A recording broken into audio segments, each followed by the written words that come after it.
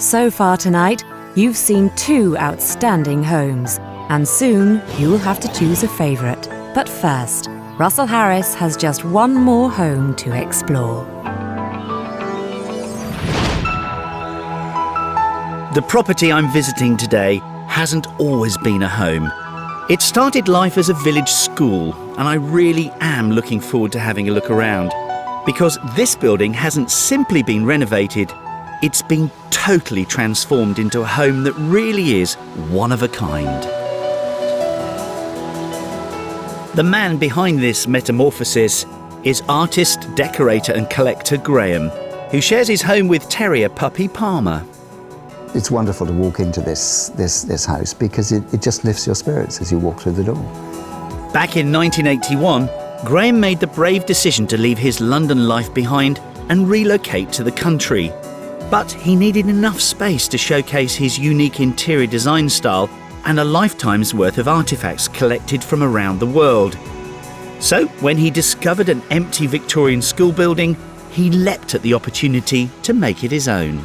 It's full of colour, it's full of comfort and interesting things to look at. Sometimes you have to pinch yourself to think, this is mine. But even though you put all the hard work and the creating of it, it is mine, which is wonderful. Well, I'm lucky enough to be invited to stay with Graham for the next 24 hours, and I can't wait to see inside his dream home.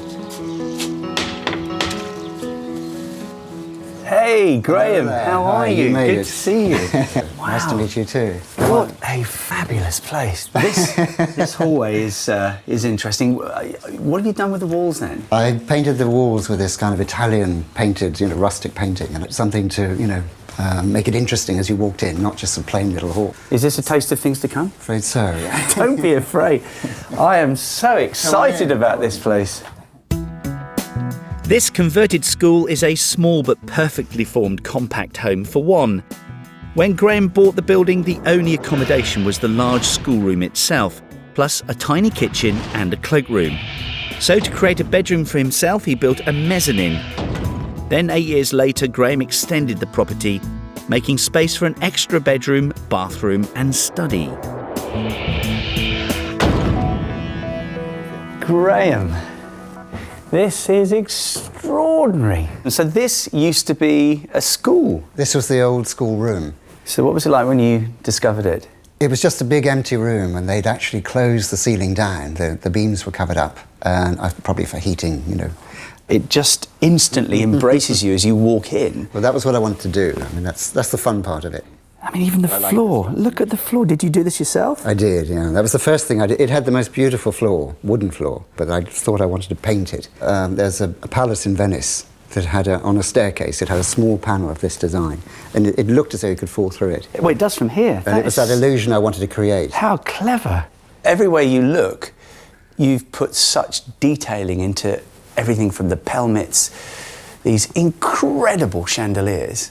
And I guess what's fabulous about it is that every bit of it has a story for you. It does. I mean, it's been a long time collecting these things. I like ethnic things, and I like classical things. I like every kind of, across the board, really. I keep adding to it and taking away. So this is not finished? No. It could go on. Forever? Forever. Well, finished or not, Graham has transformed a bare classroom into a real feast for the eyes. Everywhere you look, there's something to catch your interest. The rich red walls have been painted with broad bands of alternating vermilion and plum shades to ensure no one tone dominates. And decorated with a tree of life design, providing a dramatic backdrop for Graham's eclectic collection of antiques and artefacts. There are influences from across the globe, with African fertility symbols sitting comfortably beside Chinese terracotta pieces. Very early Thai vases, along with contemporary British pottery. In a house this unusual, I'm pretty sure the bedroom's going to have a surprise or two in store. Come on in, let me show you the bedroom. The new bedroom that I built. That bed looks fabulously comfortable. Well, it is comfortable. So did you make this? The bed, yes. Well, the columns are old. They're Indian, which I repainted because they were just in teak, I think they were. Then I made the bed head to join it all together. And the wallpaper, don't tell me. I mean, I keep looking at things thinking you can't possibly have made that as well. No, it isn't wallpaper. It's called crewel work, and it's stretched on the wall. It's the same as the curtains and the bed hangings. Look at that. And it's made in Kashmir by the farmers, as far as I know. In the winter, when they're not working on the fields, they're embroidering.